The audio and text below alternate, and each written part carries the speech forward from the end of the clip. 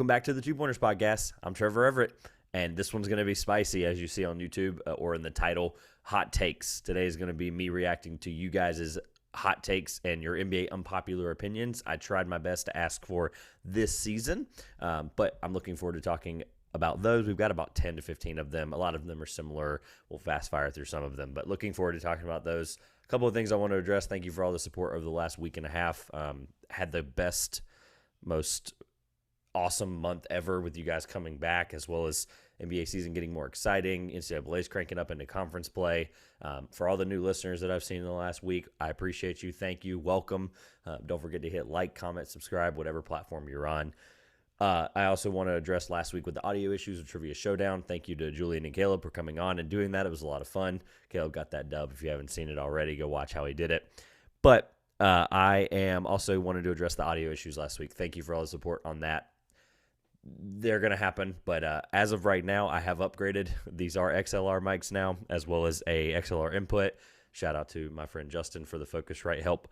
But this is going to be so awesome. So let me know when you hear this, the comments down below, what this sounds like. Tell me if it's better. Tell me if it's worse. Obviously, hopefully it's better. It's better quality. It's professional studio quality mics. So I'm looking forward to bringing the better quality content to you guys. Obviously, all it means to me is just continue to support, and I will continue to improve this show. So we are going to go ahead and get started without further ado. Let me know your hot takes in the comments below. I'd love to hear them even after the fact. Let me know your thoughts on some of these as well. But I'm looking forward to discussing these. Some of these are awesome. I'm going to react to them, kind of get where we are in the current NBA storylines, and then we've got a really cool interview next week to bring you about a really hot team right now in the NBA. So without further ado, we're going to start with a good friend of the show, my buddy Ryan Hammer. Shout out Ryan for this. Shout out to your Terps, by the way. They are just crushing it in college basketball. But he dropped the first one on Twitter whenever I put this tweet out, at 2 Pointers on Twitter. It'll also be right here on the screen. But he said, I don't know why it's an unpopular opinion, but Cade Cunningham is a future MVP, and I will die on that hill until it's gone. 4 likes on that, so obviously somebody supports it. But I'm going to talk about this because I haven't really opened up this can of worms. Yes, I did have Cade Cunningham as my number 1 prospect in that draft. I was very, very lenient on it being Evan Mobley and Cade, and it came down to the final weekend. That's not a joke for you draft sickos out there. It literally came down to the weekend before the draft where I made the final decision, what Cade could be as a player, and why I've evowed him, at number 1. But with Evan Mobley and that Cade Cunningham comparison, I don't see Mobley as an MVP, so that's kind of the tier that we're in and why there's a difference with some of these guys. I'm going to say that I disagree with the fact that he'll be an MVP because I think that's really, really hard to do, but I do think he's a caliber player that can be the leader in a guard role on a championship team. Do I think he can be the best player on a championship team? No. Ryan and I can discuss that. Ryan, if you want to come on and debate that with me, I'd love to hear it. I think Cade's talented, though. I think he's very, very good. Obviously, we've seen a struggling situation so far with a lot of young guys and some injuries from his part, so it's so early, of course. Nothing's written out. I'm not jumping ahead and I'm saying he's a bust. But what I am saying is that I do think that he can be the best player on a championship team as a guard, maybe like the leader, the ball handler. I don't necessarily think he can be the guy that single-handedly wins you a championship, a la like a Jason Tatum or a Steph Curry or LeBron or somebody of that nature, which, look, MVP, that's a completely different conversation than what the championship caliber part of it is. I know you can win MVP a la 2017 Russell Westbrook. Obviously, he deserved it that year, but didn't win a championship. Just as an idea, but Cade Cunningham is a future MVP. I disagree, but obviously I'm not saying he can't. It's such a double-edged sword with these guys are so early in the NBA and their careers, which is why I support Ryan on his zealousness of this take, because he needs to stay on that hill and die on it, because guess what? You've got plenty of time of that take to play out, my man. So I do like the hot take, though. I look forward to it. So the next one, we're moving on. Shout out to Riv, my man from Pick a Side Podcast. Talked to him and Ryan on a live recently. Riv's a good dude in the hoop space. Definitely knowledgeable of his college hoops, too. He said the Warriors are still going to the Western Conference Finals. Now, I'm going to bring this one up, and I'm also going to address a couple that are related to it that were in the TikTok comments. Shout out to the TikTok comments. But there are a couple here that I want to address around the Warriors. Nuke Mallman in the comments on TikTok said that the Warriors will make the finals. So that is another one in the TikTok comments that I wanted to address that goes along with Rivs. Do I think the Warriors are going to make the Western Conference Finals or the Finals? Well, this is obviously, there's still, 60-plus games left. Obviously, the NBA season just hit the 20 mark. This is where I've got to be really careful because obviously this may come back to haunt me. But no, I do not think they're going to make the Western Conference Finals or Finals. I do think that a Phoenix Suns team will beat them in a series. I do think that a really healthy Nuggets team can beat them in a series. I do think that the Clippers, if they keep Kawhi and Paul George in a full healthy series throughout the remainder of the year and into the playoffs, I do think they can beat them. Now, right now, a lot of things can change. But as of the way this team's constructed, the way they're playing Jordan Poole off the bench, according to Jordan Poole, when he's on the floor and Steph's not, they play him like Steph Curry, according to him. But obviously, that is something to take with a grain of salt. But I do think that they are defending the second unit really well. Teams are coming into these games with better film, better ideas of how to play against these guys. Obviously, when you win the championship, you're going to have this pedigree. They've got the dynasty pedigree aside regardless. But with the Warriors going to the Western Conference Finals, I don't necessarily agree, only because I think the West at the top is very, very good. And I do think there are teams better than them, regardless of them kind of shaking off the rust from the Draymond Green and Jordan Poole fight at the beginning of the year. I do think a lot of that's kind of moved on. You can see they're struggling on the road. They're like 2-12 on the road this year, which is just not good, unfortunately. So I do think that the Warriors can make the Western Conference Finals or the Finals, but I do not think it happens personally. So hot take there. I agree. I think it is a hot take. I think it is an unpopular opinion, and I do agree with. I do not agree with Riv and the guys in the comments on TikTok with that as well. One last note on the Warriors Western Conference Finals/Finals run I do want to address is that someone replied to Riv's tweet, said Grizzlies have passed them up. The Grizzlies are the team that I think are just below the Warriors right now. Like I think I just mentioned the power rankings of teams and how they can win in the playoffs or who they can beat against the Warriors.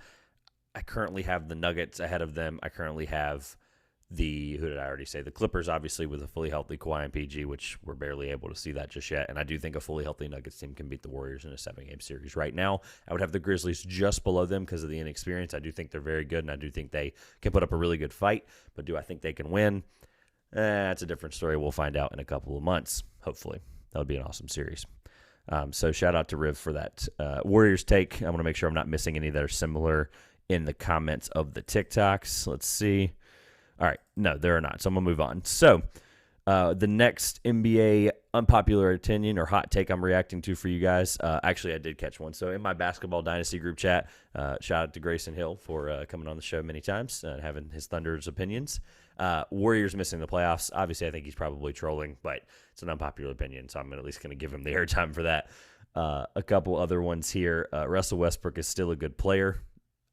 Yeah, he's a really good player, and the play last year, like guys are going to play bad, right? The play last year was what we saw, obviously, but that 6-man role that Darvin Ham's really nourished in with him and tried to get him to buy into, and he has, and they've done really, really well with the second unit, albeit a very sparring second unit, very weak second unit this year.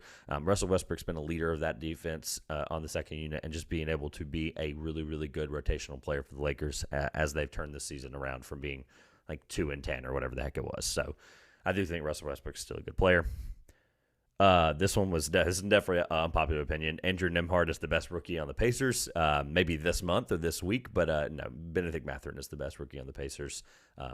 This is a nice hint if you're listening or watching. Next week, we will be talking about the Pacers. They are awesome. Another one here. Thunder with Chet are a playoff team. I'm going to be really careful about how I break this one down because I said that going into the season. I think Chet can help them make the playoffs this year, assuming that they play like they have been. And Shea's been a monster, obviously averaging 30-plus as a guard. Last guy to do that, won MVP.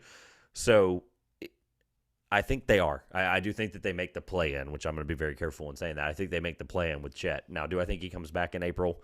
Probably not. But at this point, they already submitted all the injured player exception, yada, yada, yada. They've already gotten all that stuff for Chet. So I do not think he comes back this year, to be completely clear. I do think they take a step back eventually.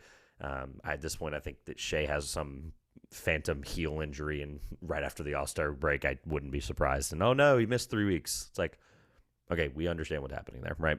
The Thunder with Chet are a playoff team. I don't agree because I don't think they're doing it, but I do think if he was fully healthy, if we knew everything we knew, I would have to agree with at least the initial statement. But talking about it out loud, going through it, Thunder with Chet right now, our playoff team, probably not, just based on the circumstances. They probably want to still have a chance at one of those top 4 prospects in whichever order you might have them, to be clear.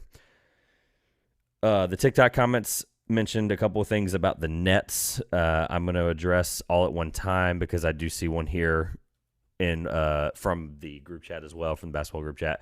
The Nets are the title favorites when healthy. I'm still going to have to disagree. I do think that's unpopular, and I would disagree with it. The Nets are not a title favorite. I think they're a title contender when fully healthy. Don't get me wrong. I mean, heck, they might not even need their top 8 guys. They beat the Pacers the other night in Indiana with missing their top 8 players. Yeah, that was a weird one. If you were watching on League Pass, you know. The Nets are title favorites when healthy. I completely disagree. I mean, I think this Nets team is a first-round exit or a second-round exit at best. Unless Kevin Durant, as he's playing right now, might single-handedly will them to these series wins, but I just think it's impossible. The team can't play any defense. So the Nets are title favorites when healthy. I would respectfully disagree.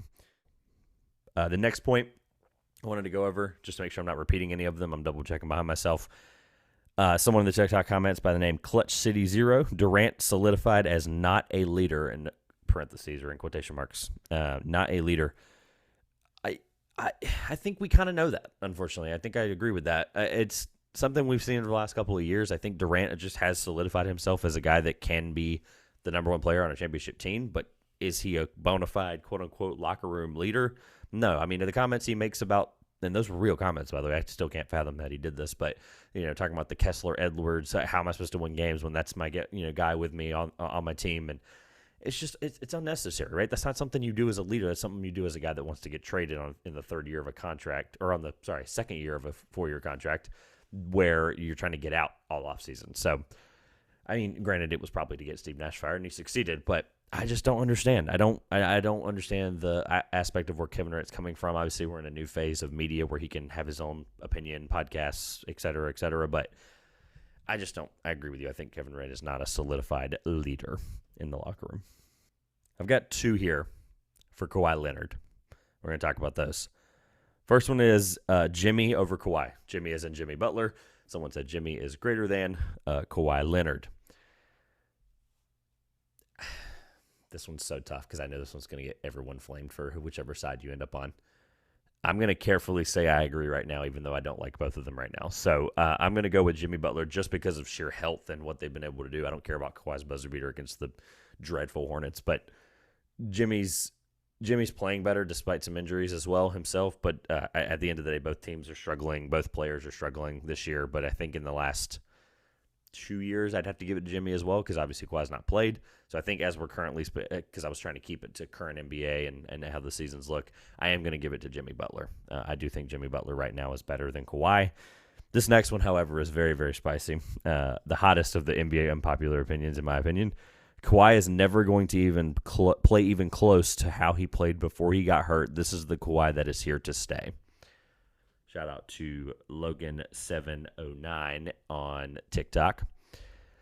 Wow. That one's a lot to unpack here because obviously with injuries and the way we've seen guys play, a lot of people said this about Kevin Durant when he tore his Achilles in 2019, and now he's having the second best statistical season of his NBA career post-Achilles, and he's basically the exception to the rule. No one's really ever had that success after an Achilles injury. So carefully saying, I want to carefully say right now I agree. However, if Kawhi leads the Clippers to a championship in the next 2 years, well, technically me and Logan are both going to be wrong here. But until we see a consistent play from Kawhi and how he can recover from that injury and the load management, I want to see him play more than 4 games in a 10-game span in a regular season. It just sucks. I just feel bad for the people that buy tickets to see the Clippers, whether at home or on the road when they come to places like Charlotte on the East Coast for me, or Atlanta or Washington. Like, he doesn't play in those games half the time. It sucks. And I can't give that guy this like assumptive, he's going to be the guy he was before. Obviously, he won a championship with the Raptors and all that stuff, but I can't give Kawhi Leonard any kind of credit because he hasn't been on the floor, and some of that's been health, some of that's been just load management of those injuries. So for what it's worth, I think right now, I can't give Kawhi Leonard that. I think for right now, that is what we are seeing is the Kawhi Leonard of now versus what he could have been. So it's unfortunate. It is really, really sad to say, but is what it is, man. It sucks. I love Kawhi to death and the type of player and prototype that guys model their games after now with the draft, and it just sucks to see a guy like that not be healthy and not be on the floor. All right. Make sure I didn't miss anything. So I got a couple more, most of them from the TikTok comments. Shout out to TikTok for all the help with this. But let's see. The next one's going to be Trae Young is a culture issue. That's obviously a joke, trolling a Hawks fan in the group chat, so I'm going to skip that one. Sorry, Josh. All right. I actually replied to this guy, so this is going to be fun. This next one is Jaylen Brown is better than Devin Booker.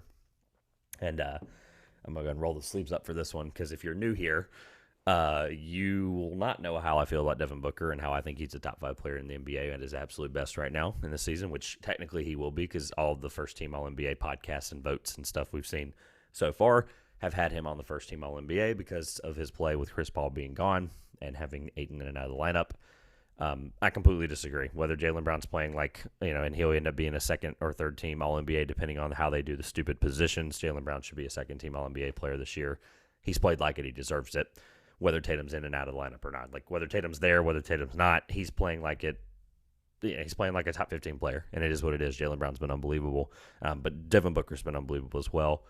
I truly believe that without Devin Booker on this Suns team, that they lose 10 to 12 more games because obviously you have Chris Paul in and out of the lineup. You have Ayton. You have a pretty deep Suns team. I have to give them credit for that, but I can't just give them the assumptiveness that you lose your best player on offense and you're going to be worse or better. Like, it's just you're going to be worse. It's obvious, right? I'm going to always be more of a Devin Booker truther than anybody else probably, other than maybe a handful of us on Twitter, but I just have to be transparent. Devin Booker is a top 15 player in the NBA, top 10, depending on the who's playing in and around him, but he's been an unbelievable player over the last couple of years, and I think we're just starting to see it. I think that finals run was really helpful for him, and now people are paying attention, and they're getting the national recognition that they should. Obviously, he was in that Suns offense for plenty of years before they got Chris Paul and started to build a actual reputable team that nobody really thought was going to win a championship up until last year when they made the finals against the Bucks, or 2 years ago now. So I do think Devin Booker's better than Jaylen Brown. I do think it's closer than it used to be. Like, Jaylen Brown has his deficiencies sometimes, and so does Devin Booker, right? Devin Booker's not a stout defender by any stretch of the imagination. Jaylen Brown is. But there are things that Jaylen Brown on offense just cannot do that Devin Booker can, and vice versa with the defense. So Devin Booker's a better player than Jaylen Brown this year, any year, past year, and that's okay. Celtics fans, you can attack me in the comments or on Twitter. All right, I've got 3 more. First one is going to be, or last one that's actually really, truly serious, but the first one is going to be the Rockets' rebuild will fail. And I'm going to really politely disagree. I think that's really harsh, and the person that said it, I know he believes it because, and I just don't understand that. He's a Hawks fan, so why would he? I don't know. Maybe it's just we might have to talk to him and see what he thinks about why. But the Hawks fan saying that the Rockets rebuild will fail is just ironic to me when the Rockets have, the third youngest lineup in the NBA, and we don't even know what's happening in this year's draft. They're going to be the 4 worst teams. Like, they're going to be one of those teams, right? That's going to give them an equal odd chance at Victor Wembanyama, and that changes everything, right? Victor Wembanyama, even if he's not a, quote, fit on this team, it doesn't matter. He's not a fit player. He's a great player who fit on any roster. But, like, Scoot Henderson's an unbelievable talent, and I think he fits on that Rockets team really, really well. The Thompson twins or whatever, right? Jarris Walker, it doesn't matter. They're guys that are going to fill right into that Rockets role, and they're going to help them win pretty quickly, right? Like, or just help them out the gate be more competitive. And they're competitive now, right? They beat some of the best teams in the NBA on the road the last couple of weeks here. They've had some really, really good stretches. Şengün's starting to be unlocked a little bit more when they're allowing him to do more things in transition and in the post. Jalen Green's been consistently good, 20-plus a game. He made a point last year on Bill Simmons' podcast that he was going to be more of an assist guy, more a guy that's going to try to move the ball better and be more efficient for his teammates. Obviously, Kevin Porter Jr. has done that as their point guard, but Jalen Green has helped that offense be a lot more fluid and a lot more open. They got a random 30-point game from Josh Christopher, a guy that they picked in the late first round of a 2 years ago's draft. There's guys all up and down. I haven't even mentioned Jabari Smith Jr. I have to politely disagree. This team isn't good now, and that's why you can probably say that, but they're going to be they're going to have a chance to fight, right? They're going to have a chance to build this team up. Ty Washington has been unbelievable in the G League, right? I'm just naming guys off the top of my head for different things for different reasons. This Rockets team, whether you believe in the structure of it or not, they are a good team. Obviously, I think long-term Silas might not be the coach there, but there's a lot of things for this team that go right, and I love the Rockets community. I love Rockets Twitter. Shout out to James Piercy and Will, but there's just so many guys out there that this team could use, right, in the next draft, and it's okay. All those guys are going to fit, and they're going to have a pick anywhere in that range to pick whoever they want. This team's going to be fine, right? It's a rebuild. It's early. We can't just be like, oh, well, look, the Thunder did it, and the Thunder have been compiling draft picks for the last 5 years. Of course, they're going to all of a sudden have Jalen Williams and Chet Holmgren and Ousmane Dieng and have that guy off the bench as a sixth man immediately out the gate. Like, that's not normal. That's not rare. Or that's rare, excuse me. That's not, doesn't happen all the time. So to say that the Rockets rebuild is going to fail, I completely disagree with that, unfortunately. But shout out to Rockets Twitter. You guys are amazing. I'm looking forward to seeing this Rockets team play in person in April against the Lakers. So I will give my thoughts, maybe even a vlog from there as well. So the last one that is quote-unquote NBA related or serious, I have one more that someone dropped in the TikTok comments. NBA sucks, period. Same level as soccer. Now, we're going to break this down because this is a little confusing, right? NBA sucks, period. S-U-X. Sucks, by the way. Okay, so this NBA sucks. Okay, unpopular opinion, great. It's the second most popular sport in terms of viewership and in countries worldwide. Obviously, the NFL has the Americanized presence, but NBA is the second most popular sport worldwide in terms of country impact. I have over 30 countries of listeners, which is unbelievable to say. Thank you, all of you out there for the international audience. NBA is an international sport. They've done a really good job, especially David Stern. Rest in peace, David Stern. Prior to his passing, whenever he was the former commissioner, he did everything he could to get the NBA globally, right? All of the right things. Obviously, there were some things that didn't go right, but all of the right things happened for the NBA to expand globally, and Adam Silver carried that torch, right? With all of the NBA Africa League stuff, their representation in China, Europe, all of the stuff, right? The international presence of the fact that last year, Josh and I talked about this, that the top four of the top 5 MVP voters last year, or voting candidates, were all going to be international. That's just insane. That is a great place for the league to be, right? Like the little rookie, sophomore, world versus U.S. type of game that they do. The world would beat the U.S. by like 400. It is what it is. I don't make the rules. NBA sucks, period. The same level as soccer part is the part I don't understand. So same level as soccer I would take as this guy doesn't like soccer, and I just think you're awful to think that soccer's not at least fun once for every 4 years in the World Cup, whenever teams completely rally around their country. People who were casuals for 3.5 years all of a sudden come out of the woodworks and are like, USA, USA, USA, or whatever, right? Like, look at Morocco, for example, right? Morocco's an unbelievable story in the World Cup. This is not a World Cup podcast. I want to be completely transparent with everyone. But Morocco is a story that people are rallying around that aren't even Moroccan. Soccer is an unbelievable sport, and so is the NBA. And I respectfully disagree with both of your opinions. The NBA is awesome, so is soccer, if that's how you meant it. If you want to, SodaPressed021, if you want to let me know either on TikTok or on the comments below this, let me know what you mean in more detail, please do so. All right, the actual last one, and then we'll get closed up here.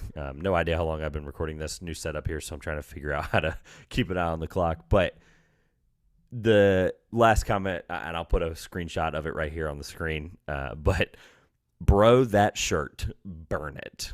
And you'll see right here on YouTube for the listeners, I'll tweet it out with his comment, but bro, that shirt, burn it. I was wearing a salmon pink polo, as you'll see right here. Sorry. I mean, my fiance said, actually, I asked her, I said, do you like the shirt? And she doesn't like it either. So I just happened to be wearing it. I wore it to work that day. I did the video asking for unpopular opinions and takes.